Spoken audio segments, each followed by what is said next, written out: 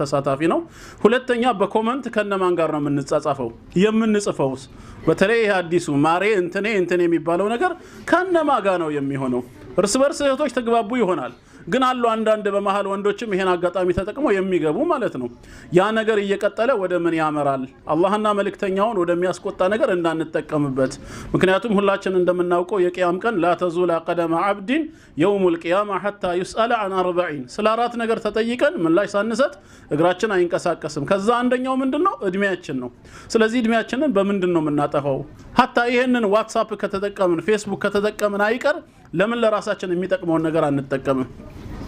ምንድነው የምናደርገው ባገኘነው ጊዜ ስለ ዲናችን የሚያስተምሩ ኡስታዞችን ለምን አንጠቀምም ብዙ ጊዜ ኮሜንቶችን ስናያቸው 200 300 ከዛ በላይ ኮሜንቶች የሚታዩት የተሰፈር ነው ትርርብ ሰፈር ነው ቀልድ ላይ ነው ቁርስ የበላችሁን ፖስት ያደረገች እህት ጋር ነው ወይ መንገድ ላይ የገጠማትን እዛ ቦታ ላይ ኮሜንት ይበዛል ቢስሚላህ ብለው ግን የአላህን ቃል የሚያስተምሩ ኡስታዞችና ዳኢዎች ስር ግን ኮሜንቱ የተወሰነ ነው እሱም ጀዛከላህ ነው በቃ አለቀ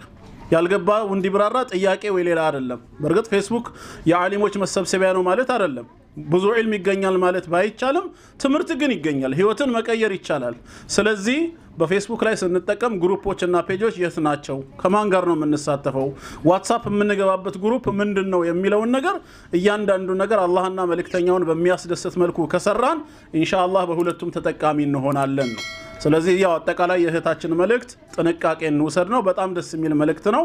አላህ ይጨምርላት ለእህታችን ባላውቃትም የሆነ ዋትስአፕ ግሩፕ ላይ ነው በድምጽ ነው እንደውም ያገኘሁት የዛኔ ወደ ጽሁፍ ቀይሬው ነው የራሴ ፔጅ ላይ የለጠፍኩት ስለዚህ ኢንሻአላህ አጠቃቀማችን ውስን ይሁን አላህ ለኸይር ይወፍቀን ስላደመጣችሁኝ በድጋሚ ጀዛኩሙላሁ ኸይራ ወሰላሙ አለይኩም ወራህመቱላህ